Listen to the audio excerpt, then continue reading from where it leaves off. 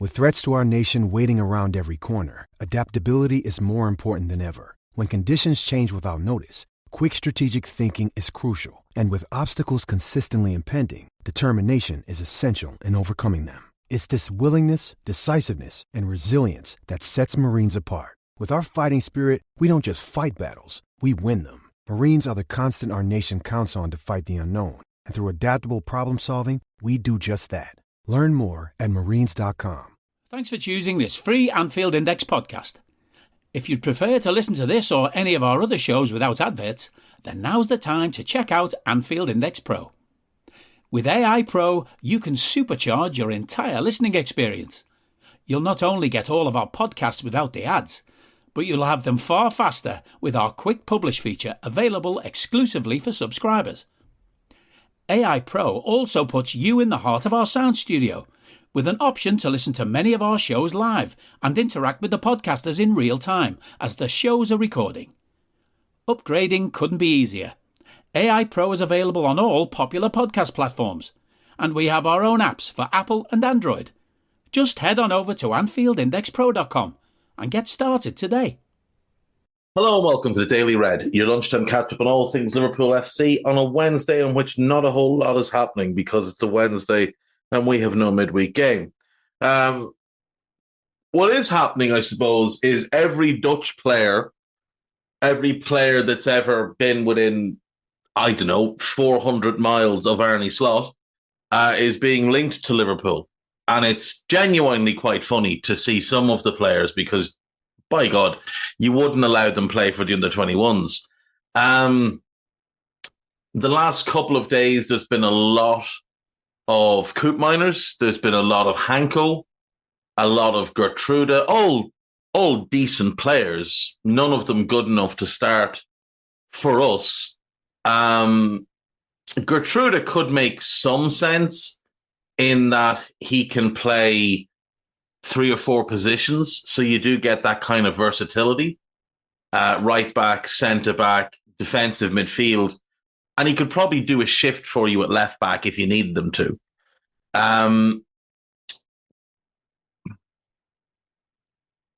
We have a good backup right back, though, in Conor Bradley, so I don't really see the need for Gertrude.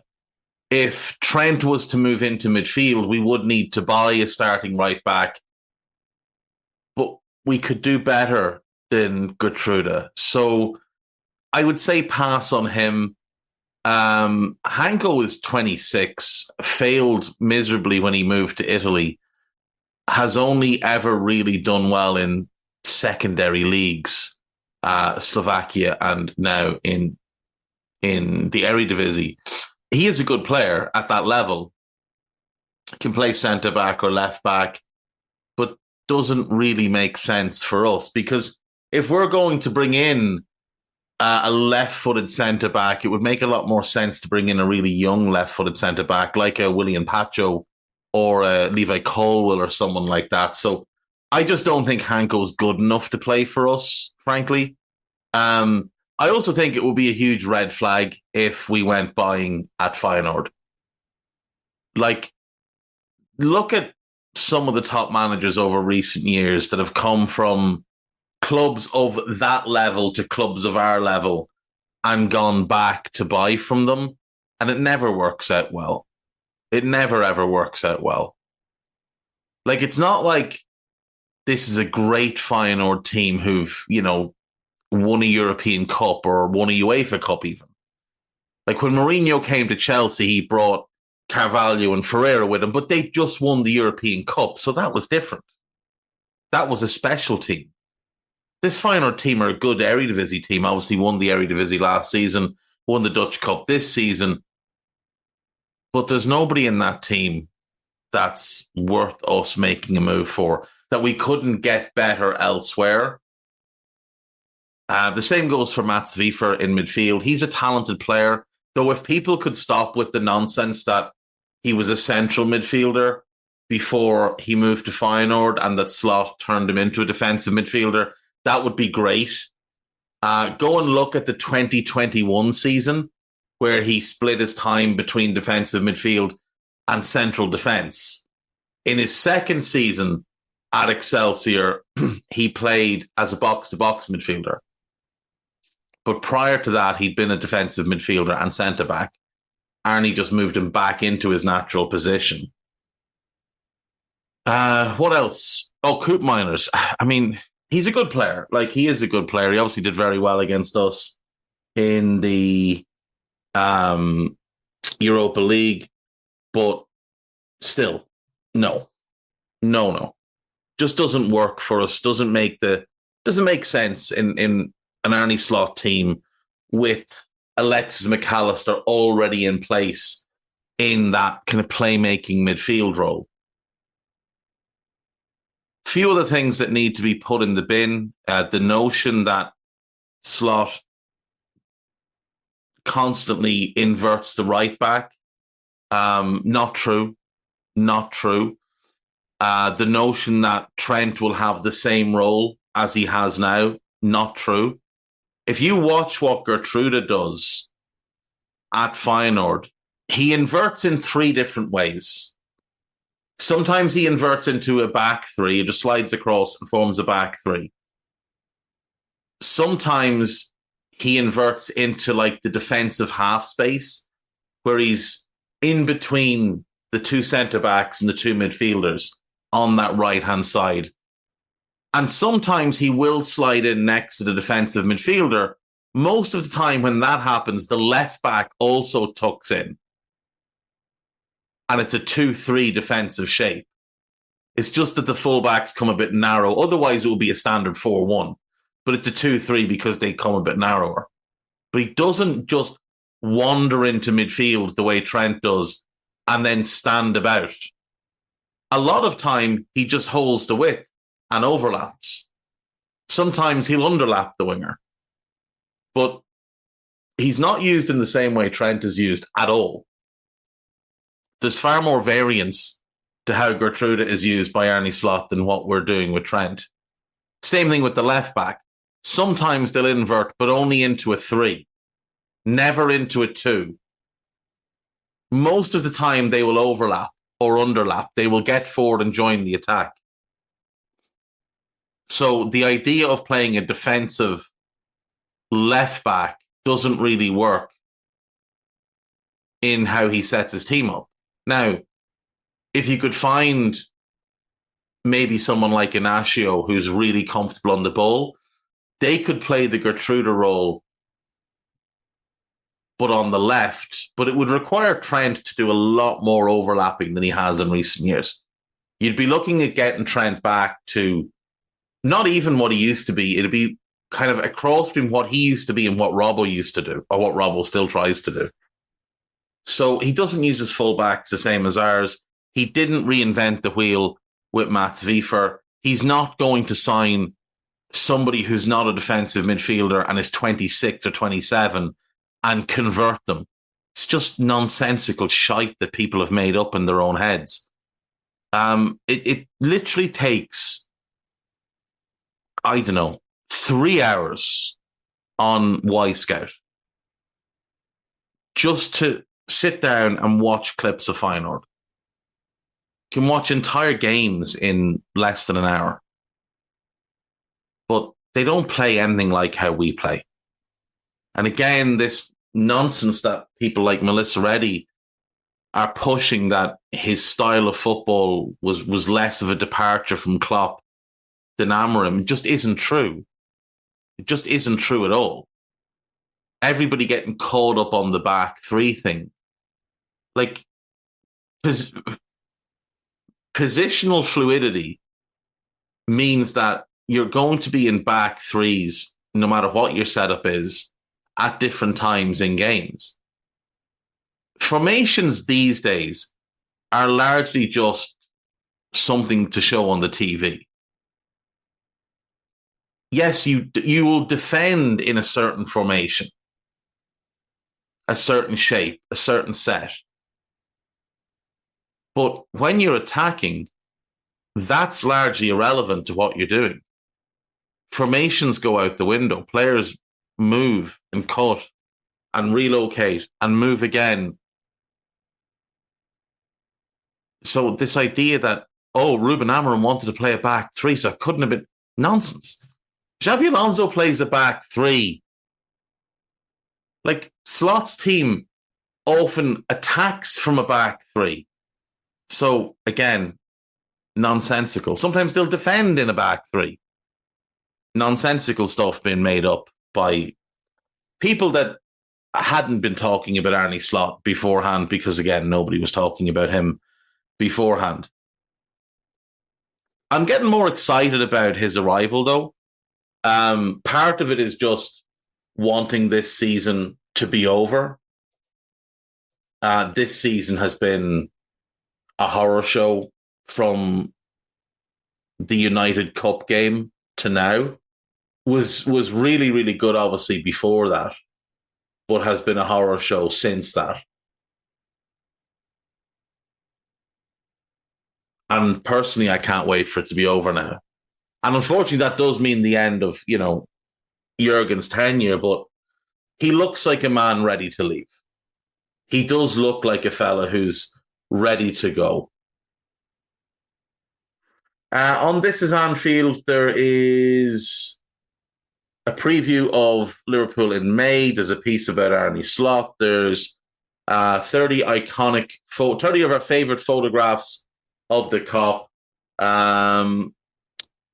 It has been reported that the charity game against the Ajax legends raised 1.2 million, which is great. And it just, having Sven be part of it was just fantastic. Liverpool are expected to target a new winger in the summer transfer window, which could prompt further speculation over the future of Luis Diaz. David Ornstein has said he's heard from multiple contacts that Liverpool will target a wide player. This article mentions Crescencio Somerville. Be a hard pass from me. Good player, absolutely a good player, but doesn't resemble what we have traditionally done under Michael Edwards. Younger than what Edwards would typically target, and also not proven in a top 5 league. So if we were in a position where we had Salah, Bobby, and Mane all in their primes, so if we could go back to like 2019 and Crescencio Somerville was doing what he is then you would sign him as a squad player. But he's not someone that comes in and starts for us. He doesn't move the needle in the next 2 years. He's a talented player, but he's still got an awful lot to learn. Like, it's one thing putting up these numbers in the Championship. 20 goals, 10 assists, I think 4 penalties, maybe 5 penalties in 45 games. But off ball, quite lax. Makes poor decisions in the final third quite often. He does remind me a lot of Raheem Sterling, which I like.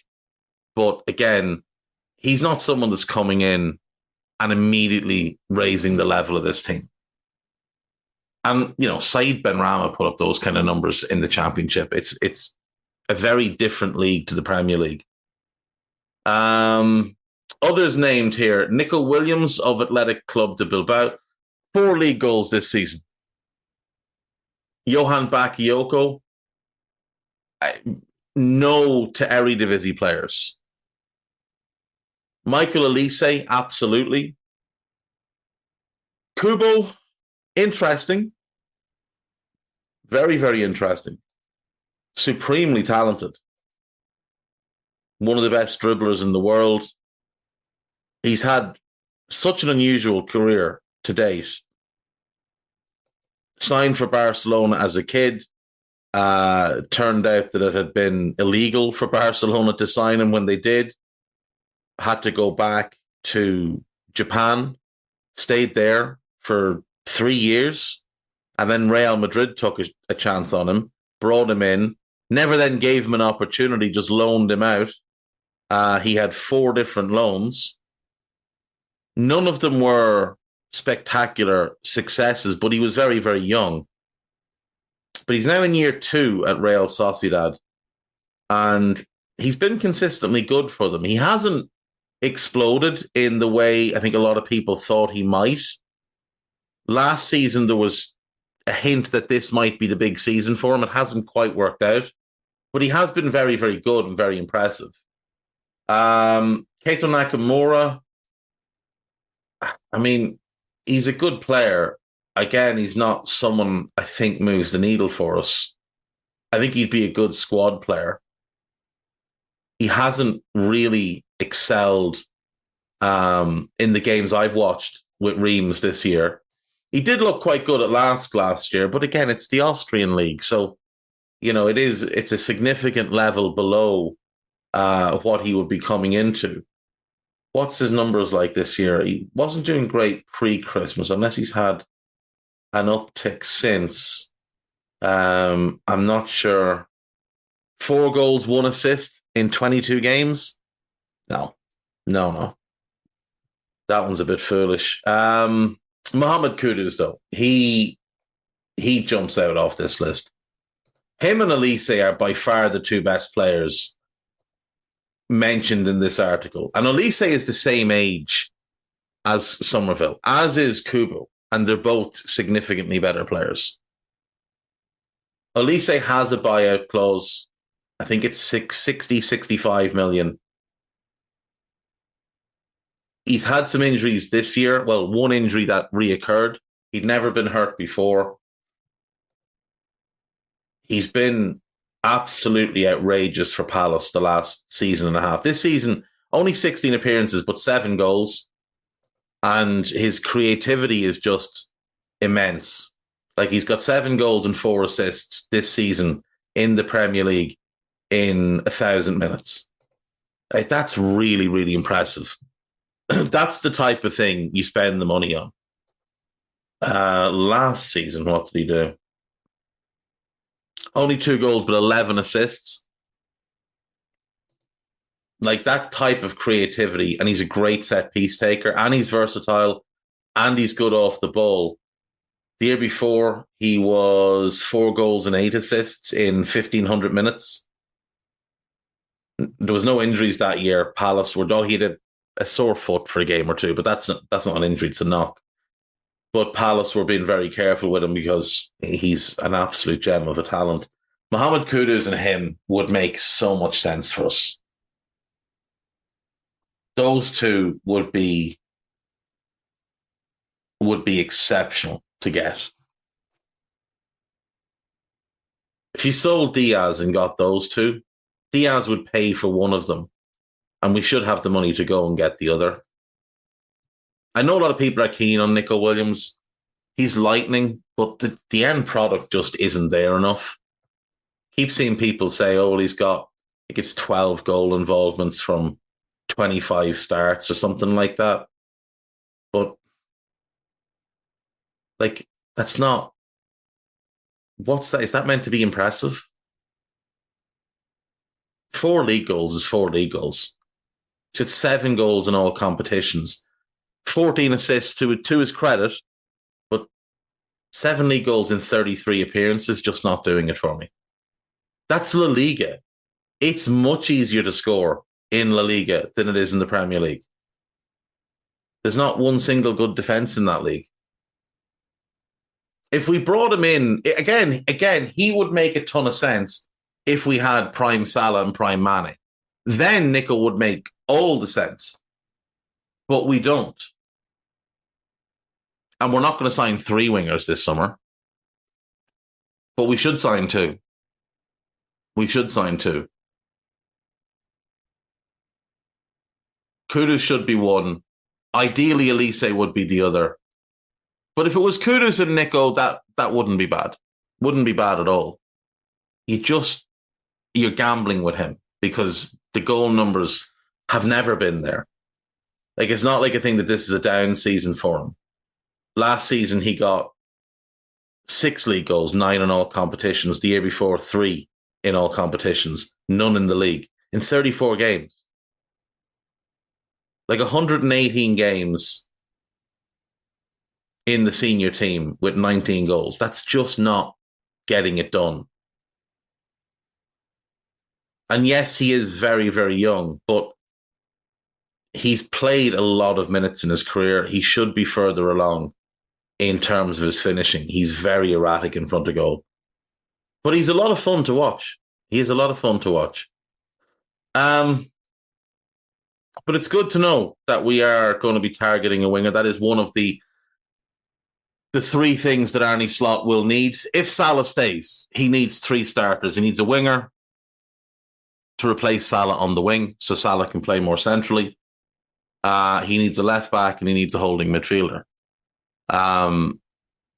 He would also probably need a centre back to rotate with Ibu, and probably a replacement for Kelleher, who I would be shocked if he's still at the club next year.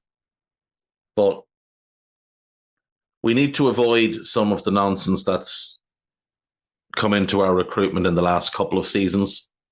We've already had the transfer committee would have signed Nkunku rather than Darwin, a leak. I mean, it's well known that we chose Gakpo over Kudus. So it's not great, not great at all. We chose Gravenberch over Kefren Turam. We chose Endo over Alan Varela. They're all the wrong move. Every one of them. We chose Luis Diaz over Bruno Guimaraes. Obviously, totally different type of player, but Guimaraes is a significantly better player. Yeah.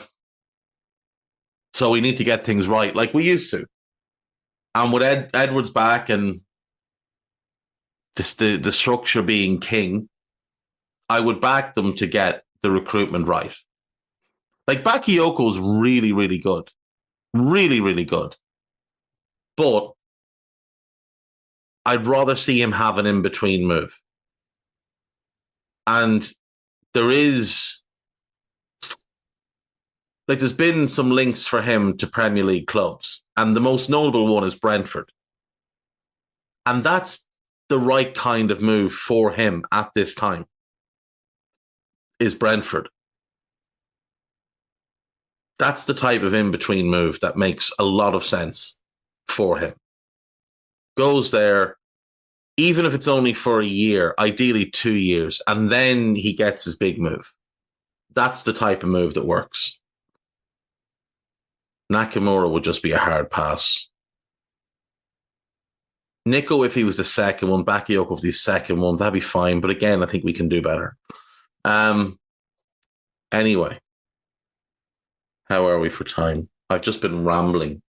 We'll check AnfieldIndex.com. I have to go and record Scouted. So, AnfieldIndex.com. We have an exclusive interview with Michael Owen. Ben Poscod took care of that, so do give that a read. There's also a piece from that interview, an excerpt from that interview over on EPL Index. Check that out as well. Michael didn't have too many kind words for Darwin, so do check that out. Fans left fuming as referee is revealed for the Spurs game. It is Paul Tierney, Jurgen's best friend. The PGMOL just wanting to make sure that while we're down, we get kicked some more. Podcast-wise, there is a new Scouted. There is a new transfer show. There's Liverbirds. And there is a new Under Pressure, Dan Kennett, Hamza, and Dr. Phil Barter. Brundish just away doing Brundish things. So do give that a listen when you get a chance. It's very, very good. And there will be another Scouted out tomorrow, which we're about to record now. So I will see you all in the morning. Bye-bye. We hope you enjoyed listening to this Anfield Index show. Please be sure to subscribe to our channel so future podcasts find their way to your device automatically. There's nothing quite like fan engagement, and we'd love to know what you think of anything discussed on this show. The best way to get in touch is over on our free Discord community, where both podcasters and listeners debate the hottest LFC topics 24/7. Sign up free now at AnfieldIndex.com/Discord. You won't regret it. You can also follow us on Twitter at Anfield Index and find us on Facebook by searching for Anfield Index. Oh, and before you go, we'd love it if you could leave us a 5-star review on your favourite podcast app. It only takes a couple of seconds, and it means the world to the people who create these free shows. Sports Social Podcast Network.